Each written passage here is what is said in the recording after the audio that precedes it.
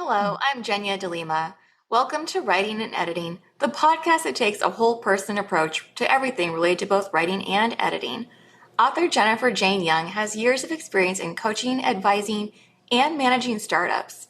She understands how to push past our self imposed limits so we can benefit not only ourselves and our businesses, but also so we can better bring our messages to a wider audience of people we could be helping. And this is something she's doing with her own book, which is called Say Yes to Your Yes.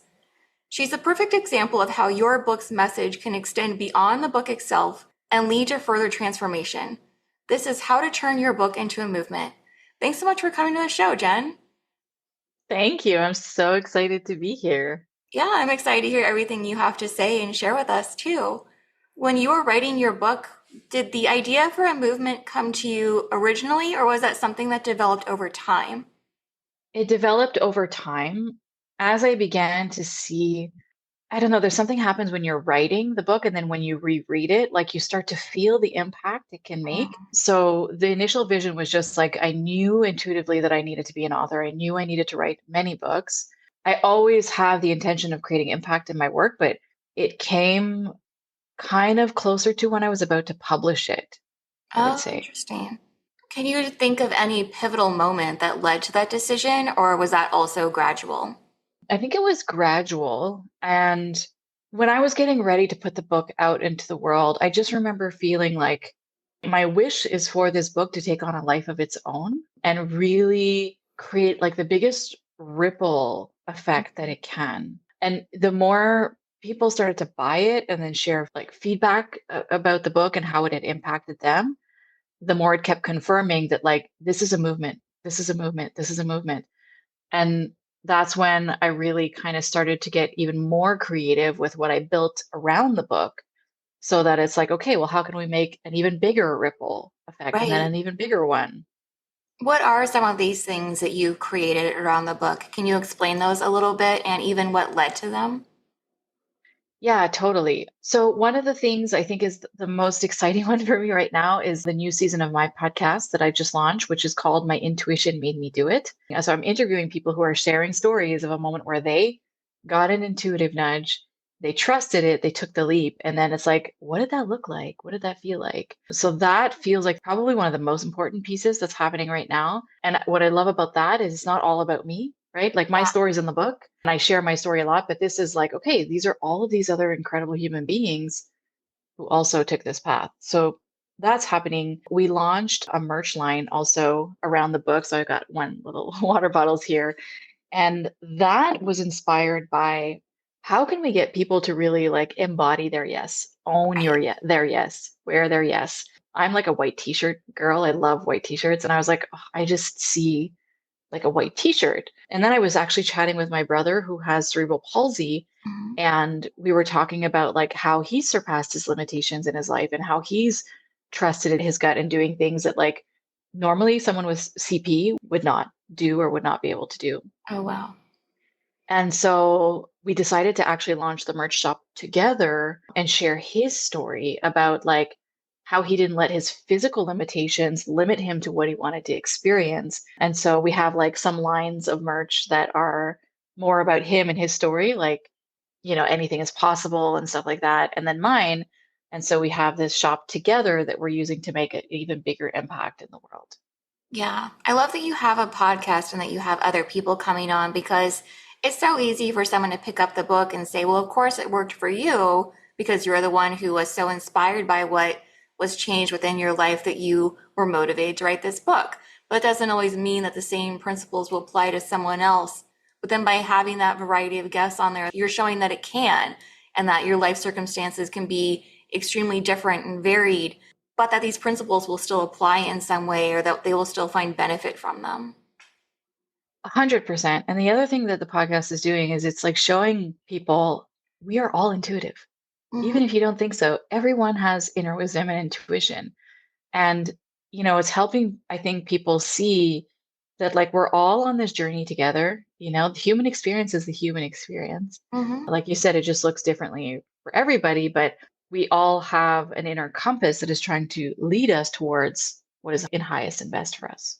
Right. And it creates an ongoing conversation too, because so often we read a book and we might be incredibly moved by it, or we might have the motivation that lasts for a week or two after we've put that book down, but it doesn't Yeah. necessarily have a longitudinal effect. We forget Yeah. about it over time. It's not still a reminder that we see cropping up. But that's different when we have a podcast or these other platforms we can visit so that we do have that little boost about, that's right, that's why I'm doing this. Yeah. 100%. 100%. And like I can already see the next iterations of the impact wave, like the next things I want to do with it. And I think the most exciting thing, like I was mentioning, is that this feels like bigger than me, right? Hmm. So it's like, how can this, one little book, Right. go out into the world and change people's lives? And I think that's why we need to write books, really. I feel like that needs to be the main intention. I love that statement just because, again, like we all have our own unique viewpoint or something unique about us that we're contributing, even if it feels like this idea has been rehashed over and over again. Maybe it has, but it hasn't been rehashed by you and with your experiences as the backdrop. Absolutely. And I've even heard fiction writers, fiction authors talk about how they want their book to make an impact in the world. And we wouldn't think about that with fiction, right? Because we're like, oh, it's just, a made up story. But even fiction writers, they want their book to create like some sort of magic in people's lives or allow them to go on an adventure or on a journey. And yeah, Yeah, I just think there's a way for every exactly. book. Because we can see ourselves in the characters, or it might even point us in a direction where we like to see our own life take us, no matter how fantastical that story might be. There's still going to be Yeah. something in it that we can usually pull out and think, but this is what I want. Maybe I do want to be a hobbit and have 8 million meals a day. I mean, there's always something. Yeah. It's so funny because I was on Instagram the other day and there was this like meme or reel of this woman like running out in nature, like touching all of these rocks. And it was saying me trying to touch all the stones in Scotland, hoping that I'm going to be sent Right. through a portal to find a handsome Scottish man. It's like the And, adult version of checking closets for Narnia. right, exactly. Well, so since you didn't come up with the idea to turn it into a movement necessarily right away, are there steps that you would have done differently if you had thought about it earlier? Or maybe things that were harder as a result of not thinking about it until after the writing was nearly complete or was complete? Yeah, I mean, I think more prep time would have been better for my mental health. It just all happened at once. And I still feel like, we're moving into June and so much has happened from January to June already. And I think I would have enjoyed the writing process in a different way Hmm. if I had really understood the impact that my book could have out into the world. It's fine because I'm writing my second book now and I will have that kind of wisdom as I'm writing it, which is going to be a whole different experience. But yeah, maybe a bit more time to think through things and not rush through the process of like, oh my God, what are all the things we're going to create around the book now? Oh, yeah, I can see that. And that it's not just the structure for the book itself, but the ideas that you have that you'd like to put into play right as the book comes out, and maybe not have that wait period where, since you're just starting them, now you have that delay because they're not yet in motion. 100%. Yeah, 100%. It's such a journey writing a book and publishing a book. It's really, really special, and you learn so much as you go. And one of the things that I didn't realize until after, when people started to read the book, they were like, "Oh, I wish you would have gone like a little deeper into this story or told a little bit more of this story." And I was like, "Really? I feel like all I did was talk about myself. I was so tired of hearing my stories." But they're like, "No, like the stories are the part that really help us anchor, the lesson." So. Yeah, and it helps them see you as human too, and that you know where they're Mhm. coming from if they're facing similar struggles or obstacles in their way too. Yeah, 100%. So, when you were deciding upon the key concept, the thing that would really be at the root of everything that you're talking about, how did you decide that? Well, this is an interesting journey because this book took me about 10 years to write, which is really crazy because I'm not a patient person and I usually turn things around in about 24 hours. But the initial inspiration for the book 10 years ago, I was walking outside. It was autumn here in Canada, and I was going through a lot in my life at that point, and it was like really sunny out. I was walking towards a tree with my dog Bailey, And all of a sudden, right when I got to the tree, a gush of wind came and blew like a ton of leaves off the tree. And I just got like showered with like all of these colorful leaves. And I remember thinking in that moment, one, life was sending me a message in that moment when life was really hard, of like helping me see the beauty of life. And I remember just thinking, like, God, life is so beautiful. It's so magical. And I don't know that people are seeing this. I Right. don't know that Yeah. people are really understanding. And so that was the initial inspiration. And then that's just developed into like, as I developed and really started to strengthen my own or my relationship with my intuition, the more I listened to my intuition, the more my life got more incredible, like more beautiful. It was like that feeling that I got under that tree that day, it just kept amplifying every Mm. time I listened to my intuition. And so the core message of the book became like, okay, we're all searching for this sense of like contentment and fulfillment and joy and freedom. The way to that is through our intuition. And that's kind of how it all developed. Yeah, that definitely does seem to be something that a lot of people are searching for, where it feels like they find it and then they lose it. And it's this ongoing process of, well, how do I maintain that? And I think it's Yeah, exactly like what you were talking about, besides the intuition, but even being able to see beauty in those little things around us, and that we so often tune that out. And we're looking for mhm, something like the next Netflix show or the next podcast to binge listen to, or something else that just requires this quick turnaround in terms of attention, and not being able to focus on those small things that aren't going to immediately grab us unless we know to look for them. totally. And like this is a whole other level, and people need to be ready for this. But I talk a lot now about actually even being able to see the beauty in the really challenging moments in life. Like there is so much beauty in that darkness if you're willing and ready to really lean into the lesson that is trying to come through for you in that moment of your life. So, how do you prepare, maybe not even necessarily readers, but people who listen to the podcast or might visit one of your other platforms that are related to this, to even be ready to take in those harder messages or messages that might require more work on their end? I think it's a very intuitive thing that I do with people, especially if I'm like on a call with someone or something, is I'm extremely empathic, highly sensitive, intuitive, little psychic abilities that pop in every once in a while. So I have a very strong connection to energy. And so I will feel the resistance really fast.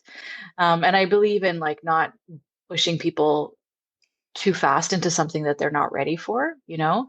Yeah. So I think it comes from a lot of questioning people and also, you know, creating different levels of content and lessons for people to be able to, okay, I can totally digest this right now, but this is like too much for me. So I like to create kind of a variety of teachings, I would say, for people at different levels.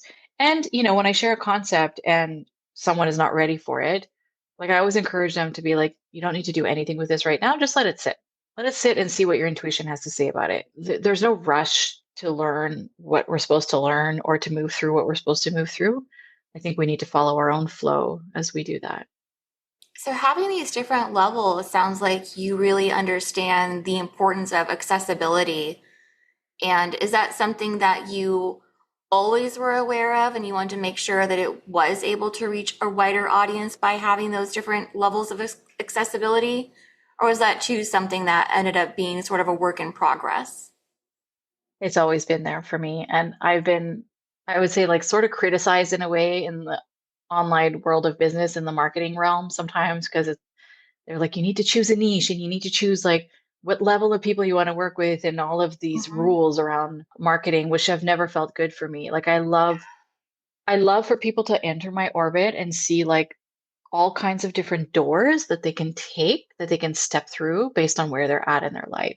It's really important for me to make all of my work accessible. And when I'm working with entrepreneurs, it's the same thing. Like sometimes I'll be working with someone who's just like has an idea and they want to start a business and they haven't even done anything.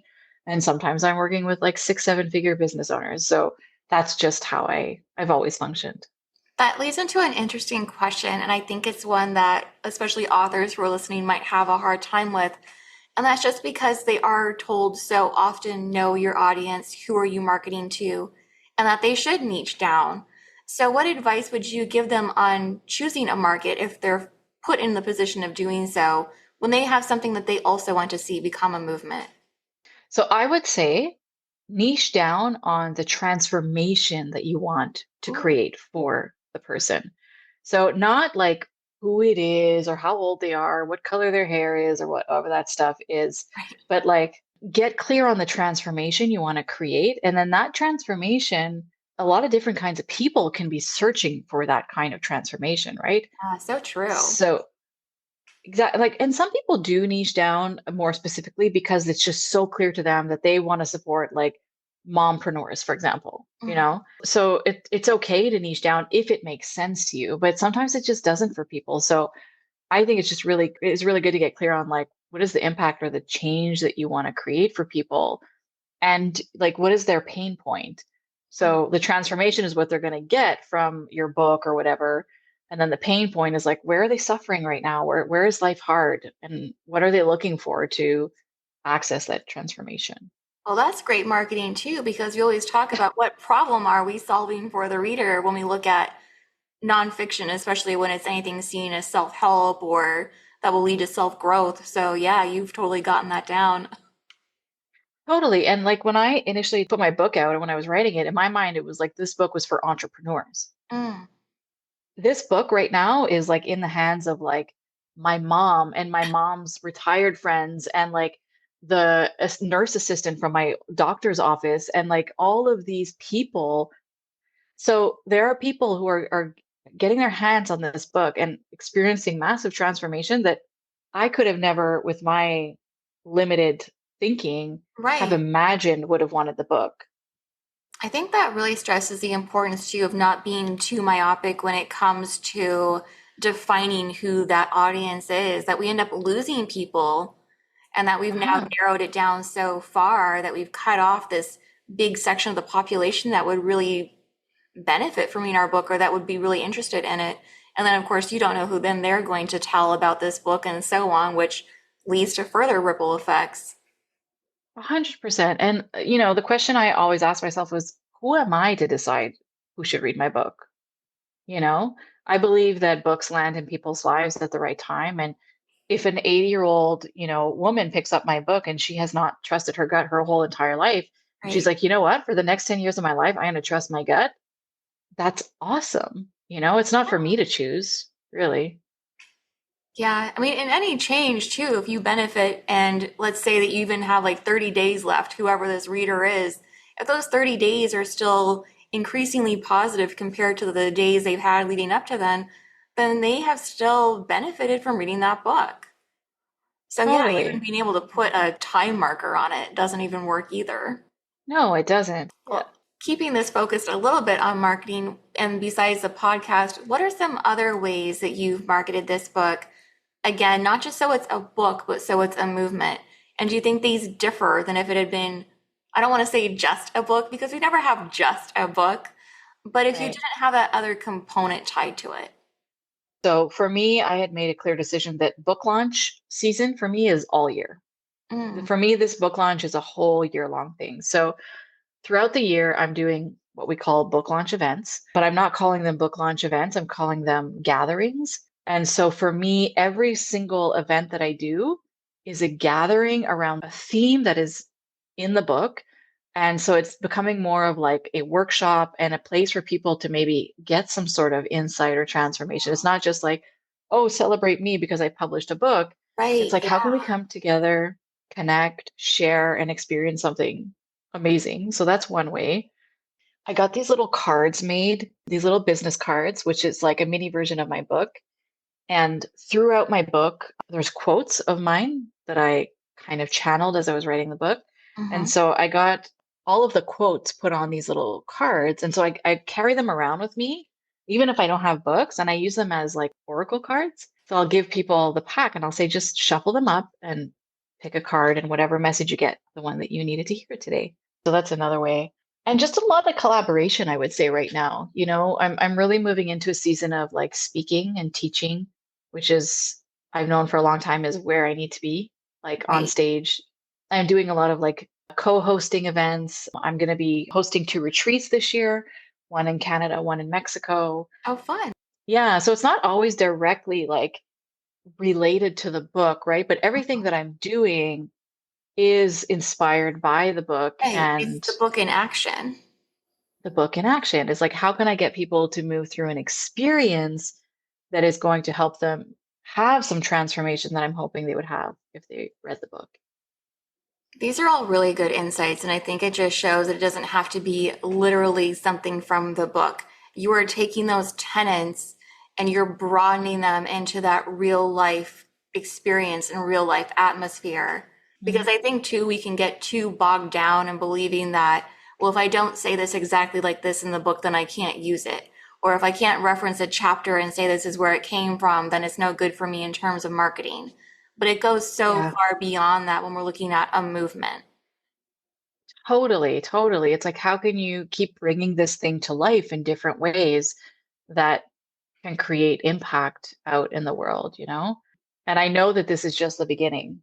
Like I say, it's a year-long thing, but I think this is going to be several years of just continuing to let it's like when you plant a garden, at first you have just like the little sprouts, and then the more you nurture it, the more it's like it gets bigger and bigger, and then all of a sudden you have tomatoes and cucumbers and all of these beautiful things, and it'll just keep going as long as you nurture it, really. Patience does seem like a necessary trait when it comes to something like this, because just like you said with the garden, if you waited that month, 2 months, 3 months even, and all you saw were tiny little sprouts and you thought, oh, this isn't working, and so then you ripped it all up.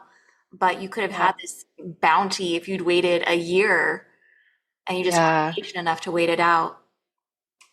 I think it's really important what you're saying to not have the expectation of any kind of quick success with a book, because it's like a little baby that's just born. If you'd be like, "What the heck? How come you're not walking yet? Like what's wrong with Right. you?" Like the poor little thing just came to life. The book is the same. If you're stuck on that expectation of like that quick success, you're going to miss out on so much potential of things that could become if you have patience, like you said, over time. And I think that also So points back to the author's motives. So, are they doing this and making a movement because they want to have success, more income, they want to be on the bestseller list? Or is it because they really so wholeheartedly believe in what they're saying and they want to see that same information come to fruition in other people's lives? So, again, what's the motivation there? Because I think that can definitely lead to pushing for it to go harder and faster than it's meant to right away. totally. And I feel like make it about the people who are going to be getting their hands on this book that you wrote. And that's where infinite success and abundance and all the good stuff happens, I think. That's a great summary, really, because, and I think it just shows that at least for you personally, it really is about touching other people. Yeah, 100%. Well, if you had to give our listeners one last piece of advice, what would it be? Don't look outside of yourself for any kind of confirmation or guidance. We have so much wisdom inside of us. We're so resourceful. And it's also not about taking the perfect step or the perfect leap or making the perfect decision. There is none. It's all about learning, and your intuition is sometimes going to guide you to the right thing. Sometimes you'll think it's your intuition and it's not. Even when it's like you take a wrong turn because you thought it was your intuition, but it's actually not, that moment teaches you something about, oh, okay, so that felt like that wasn't my intuition, that was actually my ego or whatever it was. So just like when you're trying to navigate life or make a decision or whatever, turn inwards first and just trust that you will take the right step in that moment. And if it doesn't lead you to where you want it to go, then you'll just take another step or another decision. It's not a linear path at all. So you have to be prepared to let things get a little bit messy and step out of your comfort zone into the unknown. Well, thank you. This has been really insightful and it's also been very grounding. Thank you. I'm happy. I'm happy it was. And it was so nice to chat with you as always. You too. Well, thank you for listening and make sure to check out the show notes for more information. Jen is also very generously hosting a giveaway for listeners where you're going to be able to choose one of 3 selected items from her shop. I'll have all the details in the show notes, and I'll have descriptions and pictures of the prizes on my social media accounts. I look forward to you joining me next week as author Christopher Morris talks about the importance of vulnerability in memoir and just what that entails. And if you enjoyed today's show, please subscribe and share the link with a friend. Thanks again.